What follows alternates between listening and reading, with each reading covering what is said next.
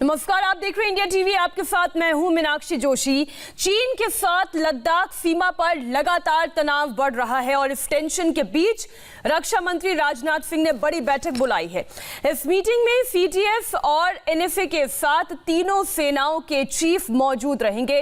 रक्षा मंत्रालय में सुबह 11 बजे होने वाली इस बैठक में NSA Ajit Doval, CDS general Bipin Rawat और तीनों सेनाओं के प्रमुख शामिल होंगे।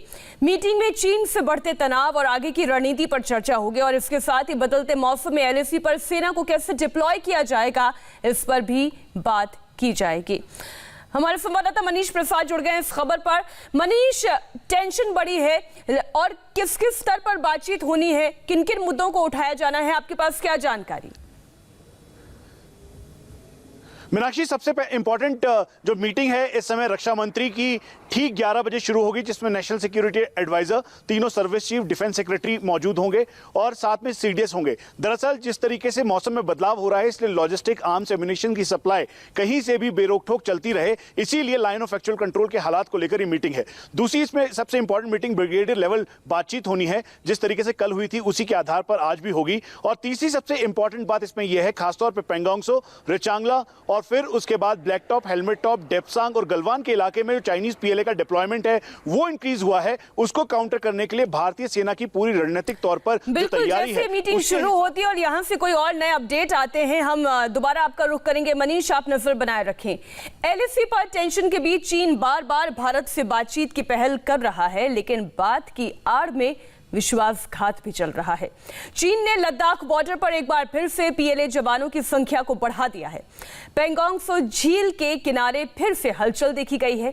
चीन की नजर पेंगोंग त्सो के फिंगर 4 के साथ ही गलवान इलाके में एक बार फिर दबाव बनाने पर है। चीन ने कई फाइटर प्लेन तैनात कर दिए हैं। इस हालात को देखते हुए हिंदुस्तान की एयरफोर्स पूरी तरह से एक्शन में है। फाइटर प्लेन लगातार निगरानी कर रहे हैं। लद्दाख में ब्लैक टॉप, हेलमेट टॉप, इसके साथ ही ऊंची चोटियों पर भारत के जवान काबिज हैं। साथ ही फिंगर 4 के पास भी भारतीय जवानों ने ऊंची चोटियों पर कब्जा कर लिया है। इन तैयारियों के चलते चीन के अधिकतर पोस्ट अब भारतीय जवानों की सीधी फायरिंग रेंज में आ गई है। ऐसे में चीन अगर कोई भी हिमाकत करता है, उसे भारी नुकसान उठाना पड़ेगा। बॉर्डर पर एयरफोर्स की तैयारी कैसी है, देखिए हमारे संवाददाता मनीष प्रसाद की यह खास रिपोर्ट।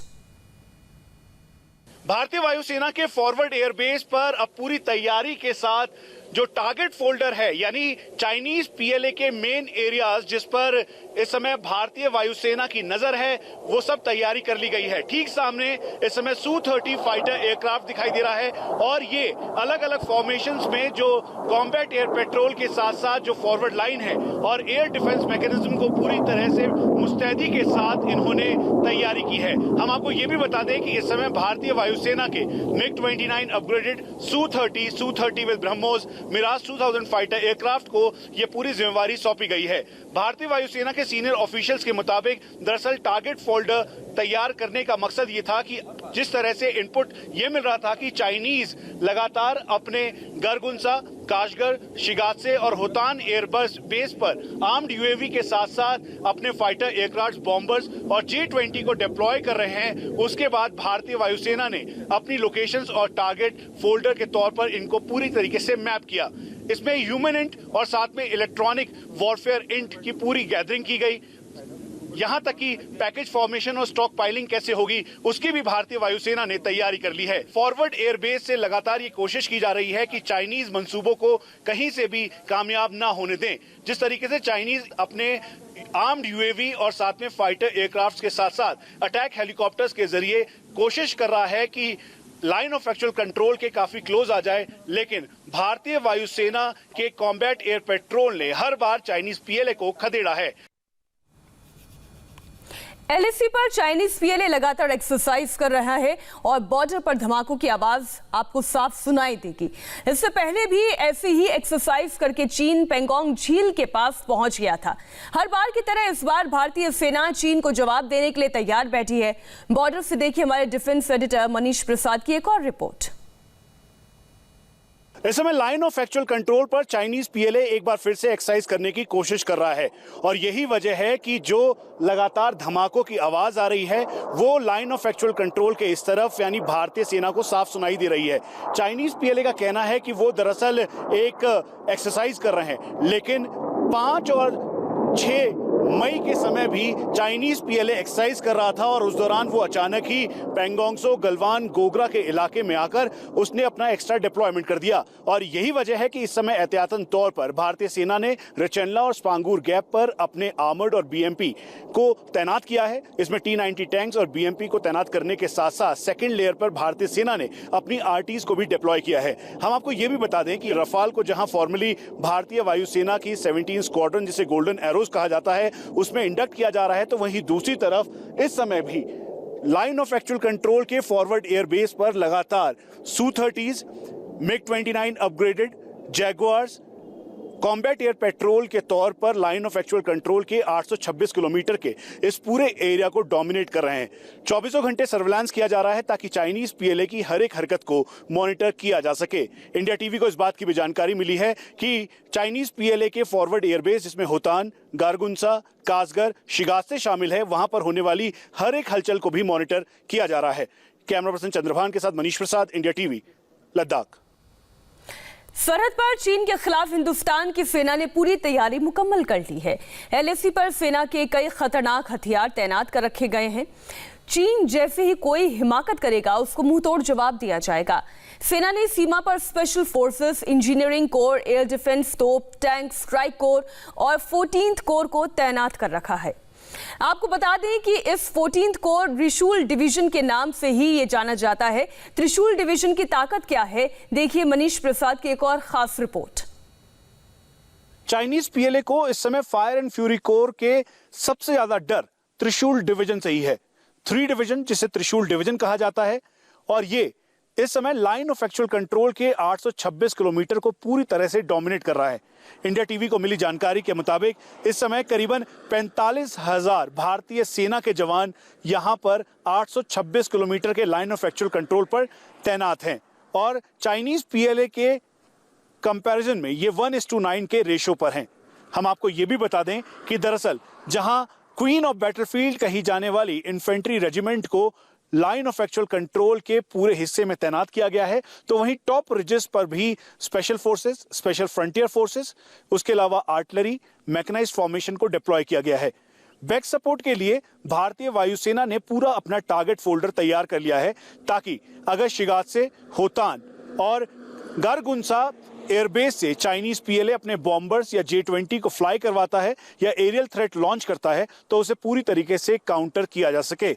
इंडिया टीवी को मिली जानकारी के मुताबिक इस समय पूरी तरह से भारतीय सेना लाइन ऑफ एक्चुअल कंट्रोल को डोमिनेट कर रही है और यही वजह है कि चाइनीज पीएलए इस समय बौखलाए हुए हैं।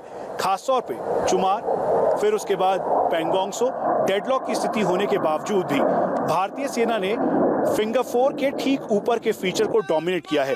इससे वो फिंगर 4 से लेकर खुरनाक फोर्ट तक पूरी तरह से एक एक गतिविधि को चाइनीज पीएलए की मॉनिटर कर सकते हैं। त्रिशूल डिवीजन के दरअसल जो जवान हैं, ऑफिसर्स और अदर रैंक के साथ साथ सपोर्ट सिस्टम के तौर पर भारतीय सेना की माउंटेन स्ट्राइक कोर्स को भी यहां पर डिप्लॉय किया है और इसके बाद Trishul, helmet top, black top, Gurung hill, Magar hill, यही नहीं बल्कि चाइनीज पीएलए का इंपॉर्टेंट पास जिसे वो रेकेनला कहते हैं और हम इसे रिचेनला कहते हैं, इसको भी डोमिनेट किया है। डेप्सांग में बॉटल नेक पर चाइनीज लगातार प्रेशर बनाने की कोशिश कर रहे थे, लेकिन भारतीय सेना ने इस प्रेशर को पूरी तरीके से ब्लॉक किया है और यहाँ पर हायर रिजेस के साथ साथ जो मेन स्ट्रीम एरिया है उसको भी डोमिनेट किया जा रहा है। दरअसल चाइनीज पीएलए चाहता था कि डेप्सांग के ऊपर प्रेशर बिल्डअप कर वो डॉलर बे गोल्डी के ऊपर डोमिनेट कर सके, लेकिन भारत ने एक बार फिर से चाइनीज पीएलए को बैकफुट पर लाकर खड़ा कर दिया है। कैमरा पर्सन चंद्रभान के साथ Manish Prasad, India TV, Ladakh. India TV के डिफेंस एडिटर मनीष प्रसाद लगातार 72 घंटे से नॉन स्टॉप रिपोर्टिंग कर रहे हैं। एलएसी की एक एक क्लियर पिक्चर आप तक पहुंचा रहे हैं। मनीष प्रसाद ने चीन के उस आरोप की भी पड़ताल की जिसमें चीन ने भारतीय सेना पर फायरिंग का आरोप लगाया था। मनीष प्रसाद की एक और रिपोर्ट देखिए जिसमें चाइनीज प्रोपेगेंडा की पोल खुल रही है। भारतीय सेना ने चाइनीज प्रोपेगेंडा की पूरी पोल खोल दी है। भारतीय सेना के मुताबिक भारतीय सेना ने लाइन ऑफ एक्चुअल कंट्रोल को पार नहीं किया। कोई भी फायरिंग भारतीय सेना के जवानों के द्वारा नहीं की गई। इंडिया टीवी को इस बात की भी जानकारी मिली है कि शेनपाओ इलाका, जो कि रिचानला के नॉर्थ में पड़ता है, मुकपारी का इलाका है, और यहीं पर चाइनीज पीएलए अपने हैवी ट्रूप डिप्लॉयमेंट के साथ लाइन ऑफ एक्चुअल कंट्रोल में घुसने की कोशिश कर रहा था। दरअसल एक बार फिर से रणनीतिक तौर पर चाइनीज पीएलए स्टेटस को बदलने की कोशिश में था और रिचानला, हेलमेट टॉप और ब्लैक टॉप पर भारतीय सेना के डिफेंसिव और प्रिएम्प्टिव एक्शन की वजह से पहले से ही चाइनीज पीएलए पूरी तरह से बौखलाया हुआ था। यही वजह है कि जैसे ही चाइनीज पीएलए के ट्रूप्स आगे की तरफ बढ़ने लगे, भारतीय सेना की 14 कोर, जिसे फायर एंड फ्यूरी कोर कहते हैं, उसके 3 डिवीजन यानी त्रिशूल डिवीजन के जवान जो इस समय लाइन ऑफ एक्चुअल कंट्रोल के इस पूरे 826 किलोमीटर पर फैले हुए हैं, उन्होंने शेनपाओ इलाके में चाइनीज पीएलए को लाइन ऑफ एक्चुअल कंट्रोल पार नहीं करने दिया। तो चीन को भारत ने पहले भी रोका, खदेड़ा, आगे भी खदेड़ा जाएगा। फिलहाल रुक रहे हैं एक छोटे से ब्रेक के लिए। ब्रेक के बाद एक और बड़ी खबर रिया चक्रवर्ती की बेल को लेकर आ रही है। इस खबर पर आपको पूरी अपडेट देंगे, लेकिन एक ब्रेक से पहले देखिए, ओह माय गॉड।